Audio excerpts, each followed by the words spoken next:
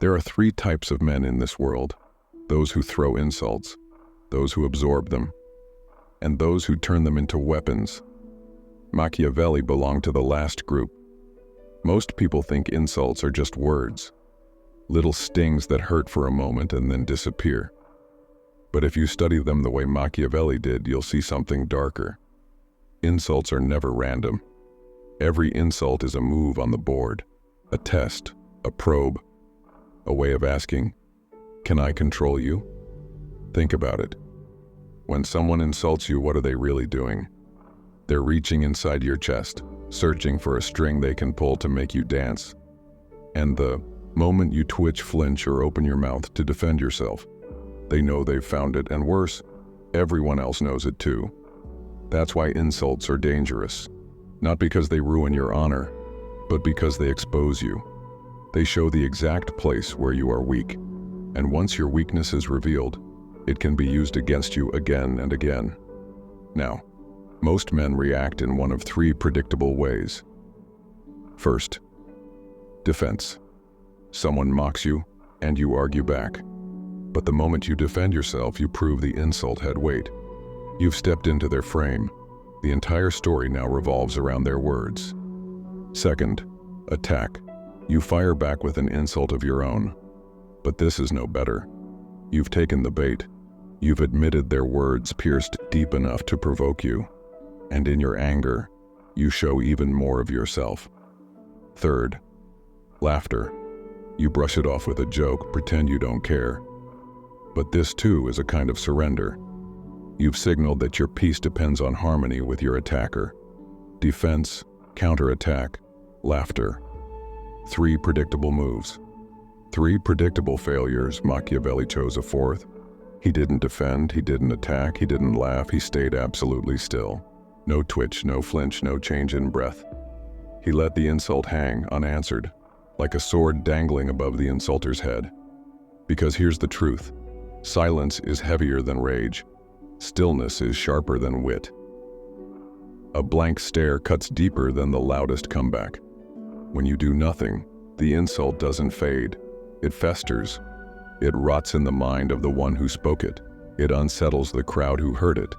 And it leaves a question no one can answer. Why didn't he respond? That is power. Machiavelli understood the game was never about words. It was about frames. Whoever controls the frame controls the story. The fastest way to lose is to step into someone else's frame. So he never did. His silence wasn't weakness. It was strategy. His stillness wasn't passivity. It was domination. When someone insulted him, Machiavelli didn't hear an attack. He heard a confession, a flash of insecurity, envy, or desperation. He knew what few ever realize. Insults don't come from strength. They come from weakness. The secure man doesn't need to insult. Only the jealous do. Only the insecure lash out. Only the threatened strike with words. Machiavelli's brilliance was simple. He let people expose themselves. He let them announce their weakness in public, and by refusing to react, he made that weakness visible to everyone else. That's why insults never diminished him. They diminished the one who spoke them. So the real question isn't, how do you respond to insults? That's the question of the weak. The real Machiavellian question is, how do you turn insults into weapons of power? Because the insult itself is nothing but a spark. The fire depends on you. If you remain untouchable, that spark never ignites you. Instead, it burns the one who threw it. This is the art. This is the philosophy. This is the Machiavellian way of handling insults. Every war begins with reconnaissance. Before armies clash, before weapons are drawn, each side tests the other. Scouts are sent. Small probes are launched. Cracks are searched for. An insult is nothing more than reconnaissance. It isn't an attack. Not yet. It's a test. A subtle probe meant to expose your defenses. And most people, tragically, reveal their weaknesses in seconds. Let's break it down. When someone insults you, what they're really doing is baiting a hook. The bait is the word. The hook is the frame. And when you respond, by defending, retaliating, or laughing along. You don't just take the bait, you swallow the hook. And once the hook is in, you can be pulled anywhere. That's why insults are dangerous. Not because they're true, not because they hurt, but because they shift the frame. They drag you off your ground and into the enemy's. Machiavelli understood this perfectly. He saw that every insult reveals more about the insulter than the insulted. The words they choose expose envy. The timing exposes strategy. The tone exposes fear. Take 3 examples. A man mocks your looks. What does it show? That he obsesses over appearance. That he prizes surface over substance. That he's projecting his own insecurities. A rival questions your intelligence. What does it show? That he feels threatened by your mind. That he fears being outmaneuvered. That he wants to drag you into petty debates so he never has to face you on the battlefield of ideas. A colleague laughs at your success. What does it show? That envy corrodes him. That he can't bear the reminder of his own mediocrity. That your rise highlights his stagnation. In every case, the insult isn't about you. It's a confession about them. But you can only see it if you remain still. The tragedy is, most people never do. The moment the insult lands, they react. They lose composure. They step into the frame. And in that instant, the truth of the insulter gets buried under the noise of their response. Machiavelli's genius was patience. He let insults expose his enemies fully before moving at all. He treated them not as attacks to block, but as intelligence to gather. This is the first law of insults. They reveal more than they conceal. But why do people insult in the first place? Why try to cut someone down with words? The answer is older than politics, older than philosophy, older than civilization. It's status. Every insult is a bid for status, an attempt to climb higher by pushing you lower. In the wild, wolves snarl and bite to prove dominance. In human society, we use words. The function is the same: to rise without effort, to steal rank without earning it. That's why insults always happen in public. Alone, there's no audience to impress, no hierarchy to manipulate. But in front of others, the insult becomes useful. It's theater, a performance staged for the crowd. And in this performance, the rule is brutal. Whoever controls the frame wins, which is why defending yourself is disastrous. The moment you defend, you admit the insult matters. The crowd sees your reaction and concludes the words had weight. Counterattack is no better. It feels strong in the moment, but it's just submission disguised as aggression. You've admitted the insult struck you deeply enough to provoke retaliation. The crowd still sides with the insulter, and laughter, the coward's mask, is the worst of all. By joking along, you don't disarm the insult, you legitimize it. You announce to the room, yes, it has truth, but I'm too weak to confront it, so I'll pretend it's harmless. Defense, attack, laughter. 3 traps, 3 losses. Machiavelli fell for none of them. He saw the insult for what it was, a confession wrapped in provocation. Think of it like smoke rising from a fire. The smoke may sting your eyes, it may cloud the air, but if you stay calm, you can trace it back to the source. And at the source, you'll always find the real weakness: fear, envy, desperation. This is the anatomy of an insult. It begins as bait. It conceals insecurity. It aims for status. It survives on your reaction. And if you deny it your reaction, the whole structure collapses. The insult loses oxygen. The fire dies. That's why Machiavelli didn't fear insults. He studied them. He dissected them. He let them reveal his enemies while revealing nothing about himself. Where others felt pain, he gathered intelligence. Where others saw humiliation, he saw opportunity. Where others revealed weakness, he mapped the enemy's soul. Because once you understand the anatomy of an insult, you stop fearing them. You stop defending, you stop attacking, you stop laughing, you start watching, studying, gathering, and in that silence, in that stillness, you transform the insult from a wound into a weapon. This is the Machiavellian reversal. The insult was never about you. It was always about them. Wars are not won with weapons. They are won with frames. A sword cuts flesh. A frame cuts reality. Whenever two men meet, there's an invisible battle happening. The battle for the frame. Whoever sets the frame dictates how the encounter will be seen. Whoever loses the frame is forced onto defense, trapped inside someone else's world. This is why insults are dangerous. Every insult is an attempt to seize the frame. The insulter isn't just throwing words. He's redefining the situation. He's saying to the crowd, this is who he is. This is what matters. This is the lens through which you must see him. And most men, tragically, agree. They agree the moment they respond. They agree the moment they defend. They agree the moment they laugh along. And in that instant, the frame shifts. The crowd no longer sees them as they are, but as the insulter wants them to be. Machiavelli knew the battlefield wasn't the insult. The battlefield was the frame. Picture two rival princes. One says to the other, "You are weak."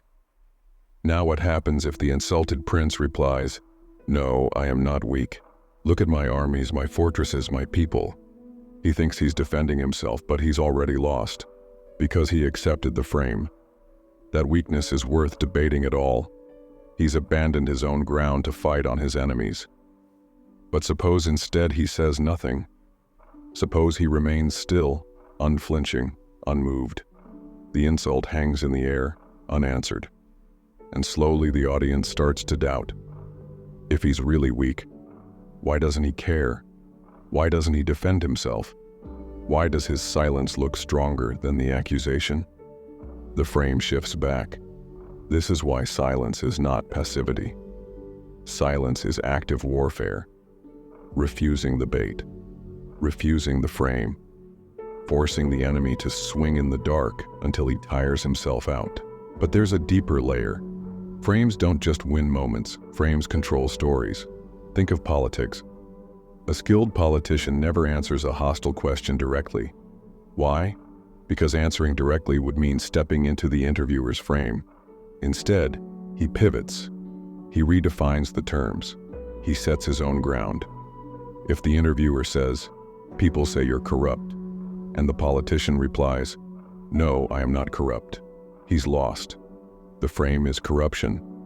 But if he says, "What people misunderstand is that I've always fought against corruption in this system, and that's why I have enemies," the frame flips. Now the story isn't about accusation. It's about his noble struggle. The same principle applies to insults. The moment you try to disprove an insult, you're already inside its frame. But if you stay still, or better, redefine it, the frame bends back in your favor. Machiavelli was ruthless about this. He knew controlling the frame meant controlling perception, and perception meant controlling power. That's why he never wasted time defending his reputation on his enemies' terms. He simply refused to enter their world. In The Prince, he wrote that a ruler should never worry about being called cruel or stingy or ruthless. The insult doesn't matter. What matters is the frame you plant in the people's minds. If your cruelty creates stability, if your ruthlessness secures order, then the insult collapses. The frame rewrites itself. And once the frame is yours, the insult is irrelevant. But how does this play out in everyday life? Imagine someone says to you in a crowded room, "You're incompetent." If you reply, "No, I'm not," you've accepted the frame. If you counterattack, you're still inside the frame. Even if you joke, you're trapped in the frame. But if you remain calm and silent, the crowd doesn't see incompetence, they see composure. They see power. They see someone above the entire conversation. And then slowly the insult bounces back. The insulter begins to look desperate, petty, insecure. The crowd sees him as the weak one. Because here's the secret. Frames collapse without fuel. An insult without a reaction is like fire without oxygen. It suffocates. It dies. and the smoke stains the hands of the one who lit it. This is the second law of insults. The frame is everything. The insult itself is meaningless. It only has power if it shifts the frame, and it can only shift the frame if you feed it. Machiavelli mastered the art of starving the frame, but he also discovered something more. Silence doesn't just neutralize an insult, it reverses it. Silence creates a vacuum the crowd can't resist filling. And in that vacuum, the insulter looks exposed, desperate, foolish. The one who stays still looks untouchable. Think about the last time you saw someone insulted in public and the target simply stared back. The room grew tense. The crowd shifted, and suddenly the insulter looked like the fool. The insult itself vanished. The silence became the message. That is frame control. Now some object. If I say nothing, won't I look guilty? Only if you're weak inside. Only if the insult hits a nerve you haven't mastered. Machiavelli would say, if words wound you, the problem isn't the insult, the problem is you. It means you haven't owned your flaws. You haven't mastered your shadow. Because once you own yourself fully, insults have nothing to cling to. The frame can't touch you. But that belongs to another lesson. For now, remember this. The insulter is not attacking you. He is attacking reality. He is trying to rewrite the frame through which others see you, and the only way he wins is if you step into it. Refuse him. Stand still. Stay silent. Hold your ground, and watch his frame collapse under its own weight. Silence is not emptiness. Silence is pressure. Most men think silence means absence. No words, no sound. But in the arena of power, silence is never absence. It is presence. It is weight. It is gravity pulling all attention toward the one who commands it. Why is silence so powerful? Because it breaks the rhythm. Humans are wired for patterns. A question expects an answer. A joke expects a laugh. An insult expects a reaction. When the expected response never comes, the rhythm shatters. Tension floods the room, and the one who controls that tension controls the moment. Machiavelli understood this. He knew silence is not passive. Silence is active resistance. It denies the enemy what he craves most. Confirmation. Think of the insulter. His words are not aimed at you alone. They are aimed at the crowd. He wants to draw blood. He wants to see you flinch. He wants to trap you in the frame he created. But when you answer with silence, you strip him of that victory. He swings, but his blade cuts only air. The longer he waits for a reaction, the more desperate he appears. And the longer you remain still, the heavier the silence becomes, not for you, but for him. That is the paradox. Silence feels like weakness only to the man who cannot bear it. To the strong, silence is armor. To the weak, silence is suffocation. History is full of examples. Julius Caesar, when accused of ambition in the Senate, often chose silence. He didn't defend himself. He didn't argue. His silence said everything. I don't need your approval. My power speaks for itself. Napoleon mastered the same art. At negotiating tables, he would let rival generals rage, pound their fists, and lose themselves in anger, while he sat calm, still, expressionless. His silence made their passion look ridiculous. And when he finally spoke, even a single sentence landed like thunder. This is the secret. Silence magnifies words. But silence is not just about the insulter, it's about the audience. Every time an insult is thrown, the crowd instinctively looks to the target. They want to see your reaction. They want to know how to interpret the moment. Should they laugh? Should they doubt? Should they side with the attacker? Your reaction tells them what to believe. If you defend, they believe the insult had truth. If you retaliate, they believe the insult drew blood. If you laugh, they believe the insult struck a nerve. But if you do nothing, if you remain still, eyes calm, body unshaken, the crowd grows uncertain. Their expectations collapse. Their curiosity rises. And in that uncertainty, they begin to project strength onto you. Why? Because composure under fire is rare. Most men flinch. Most men break. Most men reveal themselves. The one who doesn't becomes an anomaly, a mystery. And in politics, in war, in everyday life, mystery is power. Meanwhile, the insulter looks weaker with every passing second. His attack has failed, his bait ignored, his performance for the crowd has collapsed. He no longer looks dominant, he looks desperate, and so the insult circles back. It reflects onto him. The silence becomes a mirror showing everyone what he truly is: small.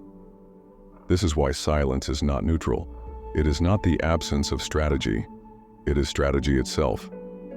Picture two men. One insults the other in front of a crowd. The second man says nothing. At first, the crowd waits for a reply. Seconds pass. Still nothing. The silence thickens. The insulter shifts, uneasy. He repeats himself louder this time, hoping to spark a reaction. But again, nothing. Now the crowd begins to shift.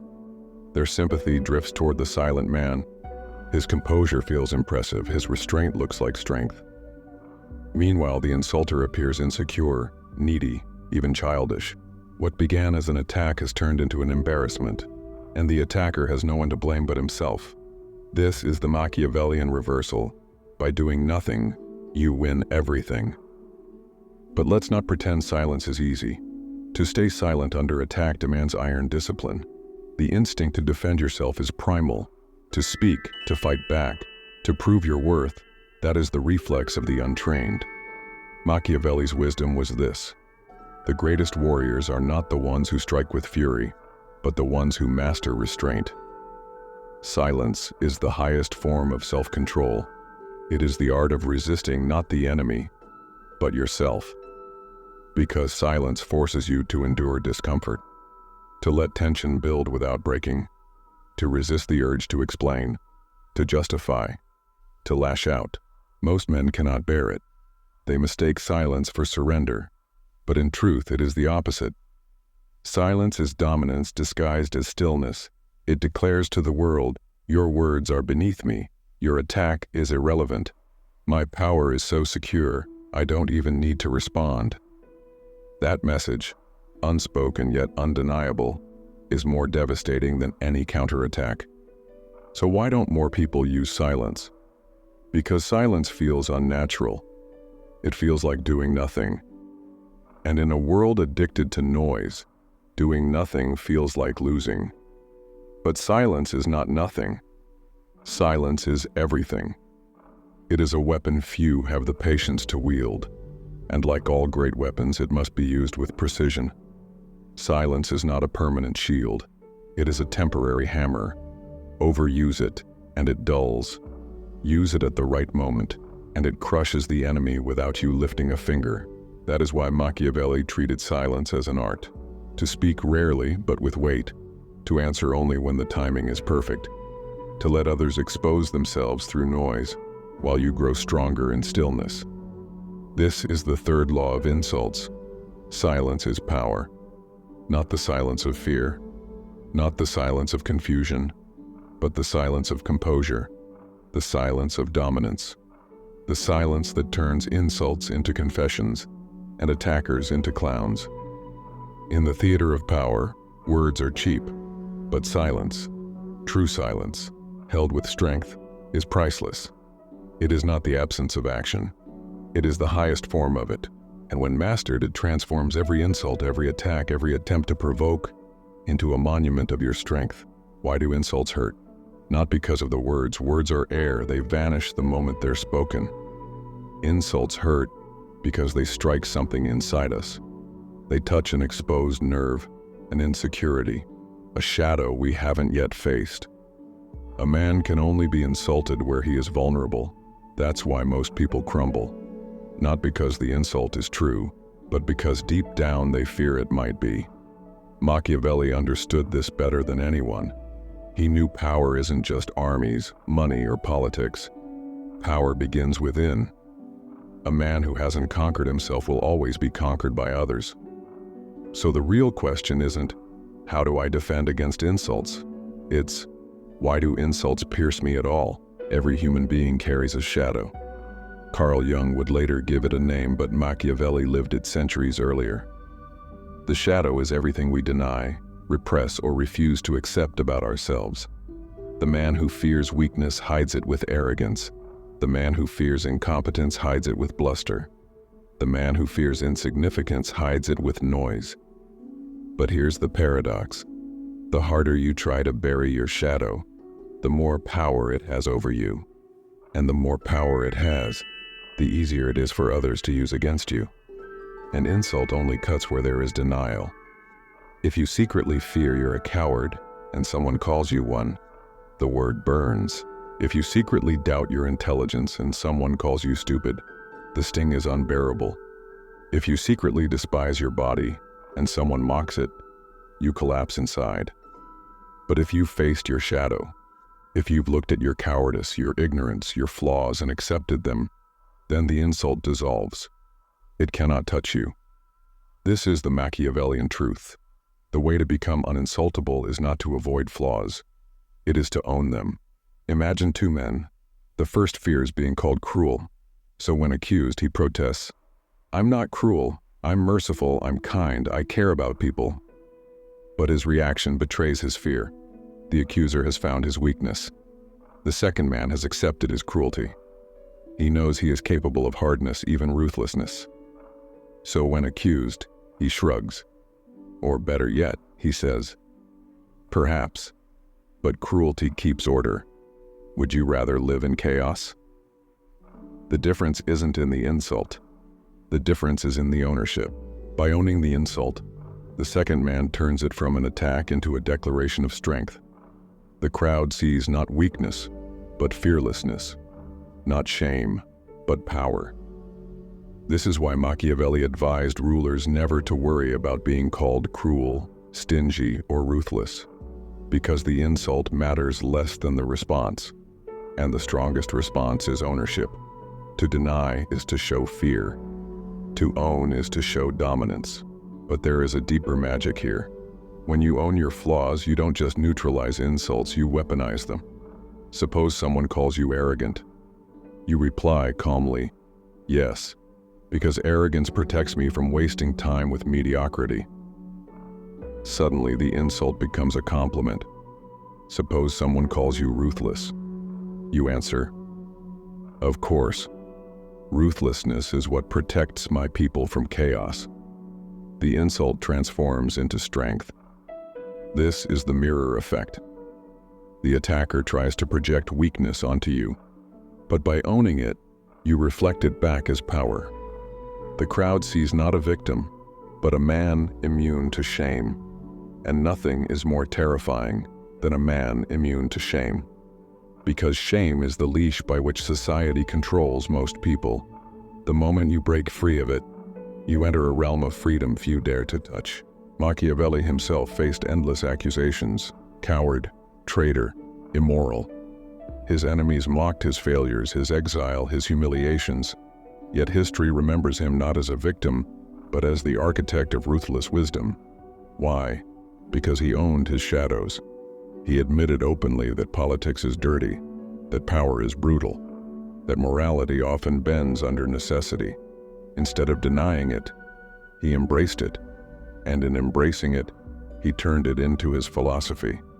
His enemies thought they were insulting him. Instead, they immortalized him. This is the lesson. An insult only belongs to the attacker if you resist it. The moment you accept it, it becomes yours. And once it is yours, it becomes strength. But how do we do this in practice? First, brutal honesty. Write down your flaws. Not the polite excuses you tell others, but the truths you fear most. Write the things you don't want anyone to see. These are your shadows. Second, accept them. Do not fight them. Do not deny them. Accept them as part of who you are. You are not perfect. You never will be. And that is the point. Power is not built on perfection. It is built on acceptance. Third, weaponize them. Ask yourself, How can this flaw serve me? How can this weakness become strength? Cruelty becomes order. Arrogance becomes confidence. Ruthlessness becomes protection. Every insult can be reframed as a virtue, if you are bold enough to own it. The greatest victories are not won by force. They are won by patience. Every enemy carries within himself the seeds of his own destruction. The impatient man cannot help but reveal his weakness. The arrogant man cannot help but overreach. The insecure man cannot help but talk too much. Machiavelli understood this. If you wait long enough, your enemies will defeat themselves. The art of power is not always to strike first. It is to stand still, silent, composed, while your adversary thrashes himself into ruin. Most people make the same mistake. When attacked, they react instantly. They rush to defend, to strike back, to seize control of the moment. But this haste is weakness. The one who reacts first becomes predictable. He dances to the rhythm set by his enemy. Machiavelli taught that power does not belong to the one who strikes first. It belongs to the one who strikes last. The one who sets the pace. The one who decides when the game ends.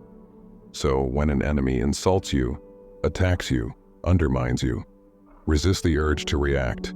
Wait, because the longer you wait, the more the enemy reveals. The impatient man shows his insecurity. The angry man shows his limits. The talkative man shows his strategy. Your silence, your composure, your stillness, these are not weakness. They are weapons. Fishing lines cast into the sea, drawing your enemy to the surface. Why does this work? Because the attacker craves a reaction. His insult is bait. His attack is a hook. He wants to see you bite. When you do not bite, he grows restless. He escalates. He reveals more than he intended. Think of the man who mocks you once and is ignored. He mocks you again, louder, harsher, more desperate. He repeats himself until the crowd grows weary, until his mask slips, until his obsession is exposed. What began as strength now looks like weakness. The crowd no longer laughs with him, they laugh at him. And all the while you have done nothing. By refusing to react, you have turned his attack into his exposure. History is full of rulers who destroyed themselves because their enemies refused to react. Charles VIII of France stormed into Italy. Machiavelli watched as the Italian states panicked and scrambled, but the Venetians waited. They let Charles overextend, bleed his strength, reveal his fragility. When they finally struck, France was spent. Or Marcus Crassus of Rome mocked endlessly for his greed. He did not answer. He let his rivals talk. Their words exposed more envy than truth. Crassus's silence turned their attacks into pettiness, while his fortune only grew.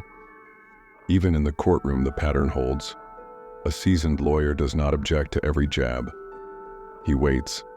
He lets the opposing counsel overplay his hand, stretch too far, trip on his own words. And then, with one calm remark, he dismantles everything. This is not just strategy. It is psychology. But patience alone is not enough. Waiting is only half the art. The other half is timing, the strike. You do not remain silent forever.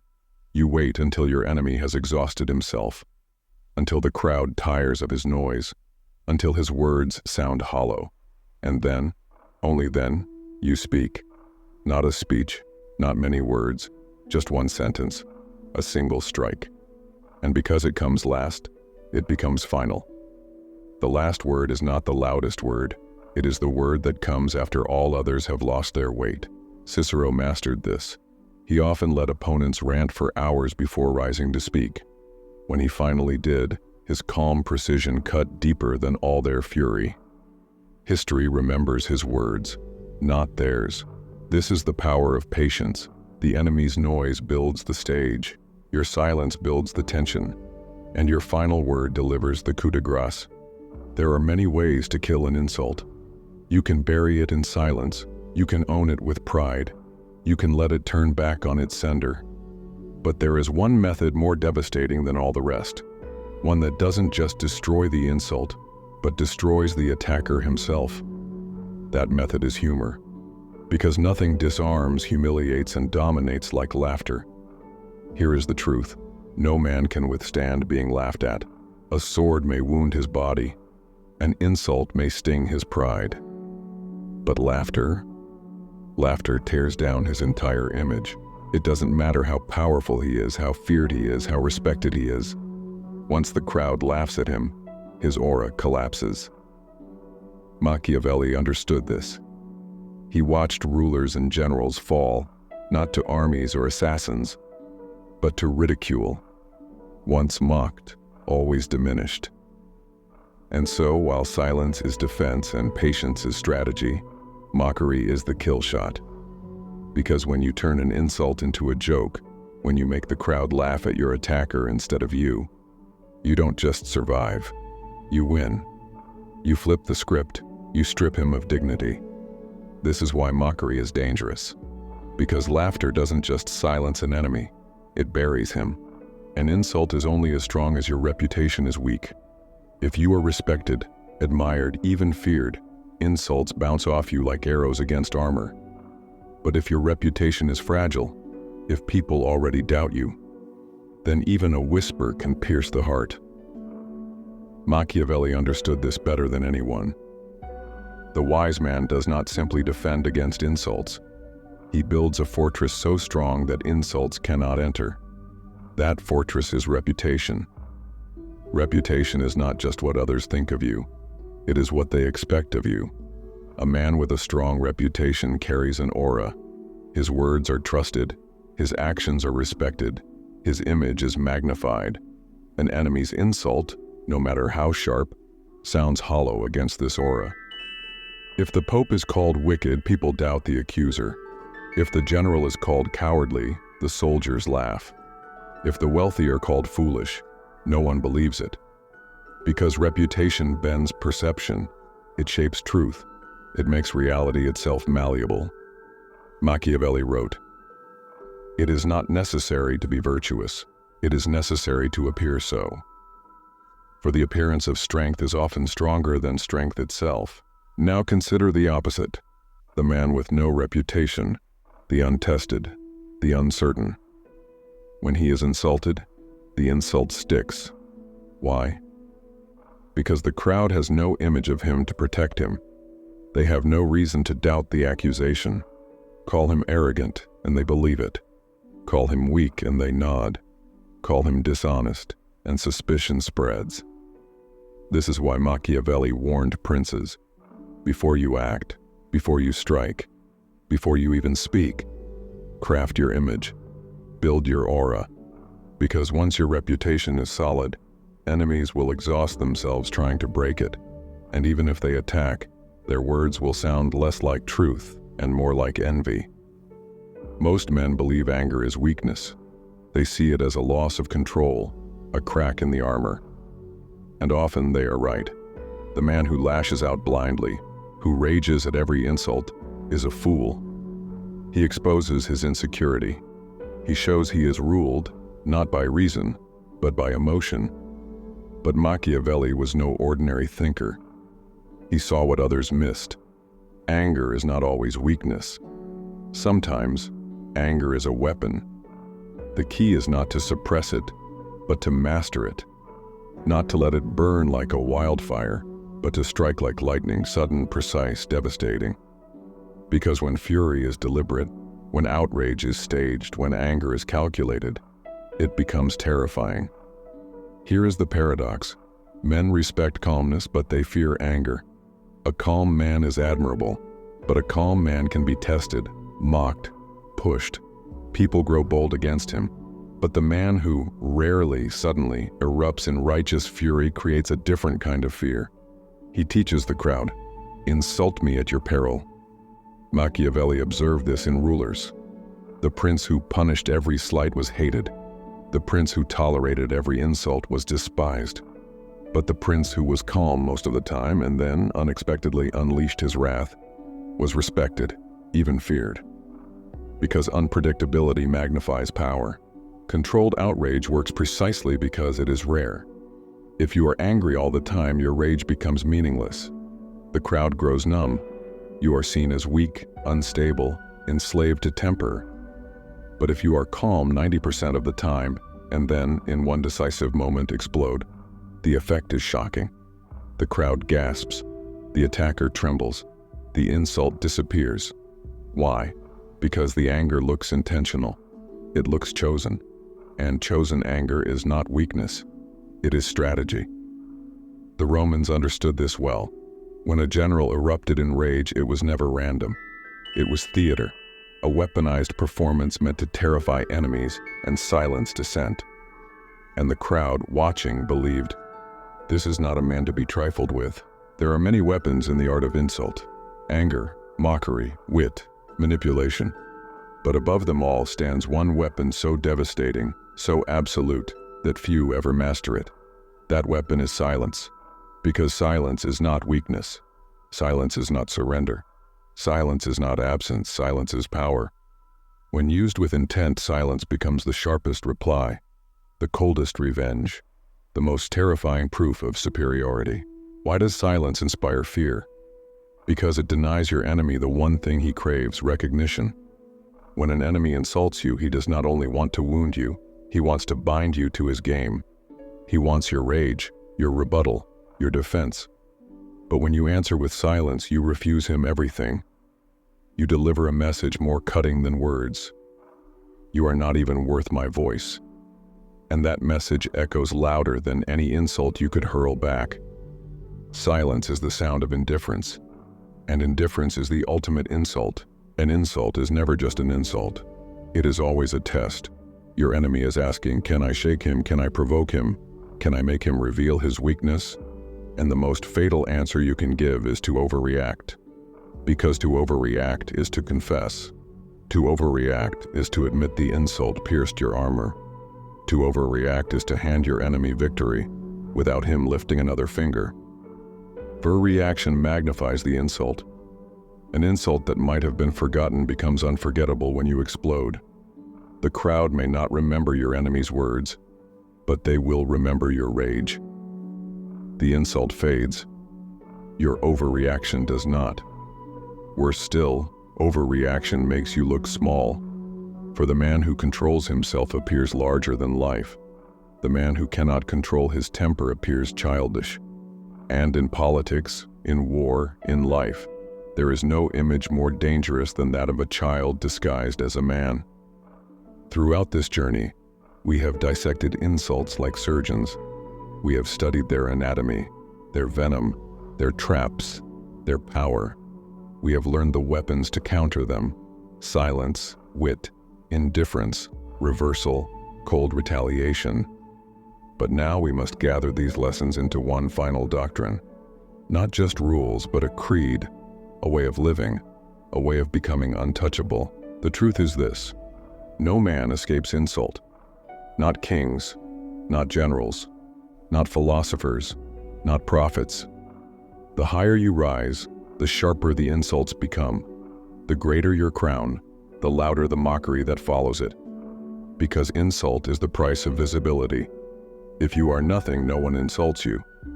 But if you are something, if you are great, if you are feared, then the world must strike at you with words. Insults are proof of importance. Mockery is proof of relevance. Enemies are proof of power. Therefore, do not fear insults. Welcome them. Each one is a sign that you have risen above obscurity. To live by Machiavelli's creed is to build a mind that insults cannot penetrate. The untouchable man is not cold marble, feeling nothing. He feels, but he controls. He chooses when to respond, how to respond, and whether to respond at all. His dignity is not given by others. It is claimed by him, owned by him, defended by him. He does not wait for validation. He does not beg for respect. He creates respect through his poise, his cunning, his indifference to the petty voices of the weak.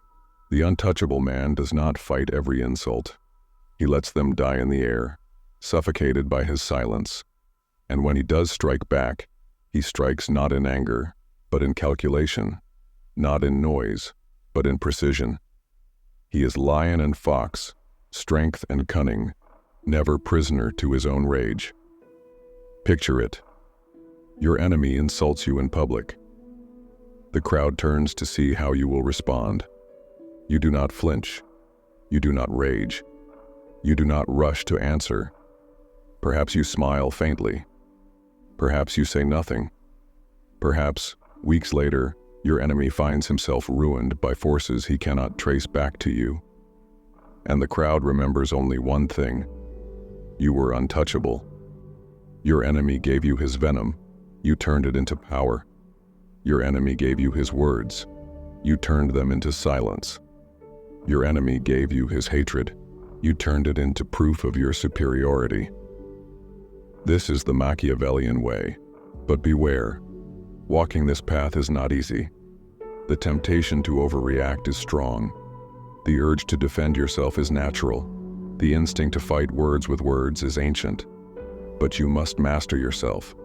For the world belongs not to the man who reacts, but to the man who decides when to react. Not to the man who fights every battle, but to the man who chooses the battlefield. The weak man is ruled by insults. The untouchable man rules over them. And so, let us end with an oath. A vow for those who choose this path. I will not fear insult, for insult is proof of my power. I will not overreact, for rage is the weapon of the weak. I will master silence, for silence terrifies more than words. I will strike only when I choose, and when I strike it will be final. I will not beg for respect. I will create it.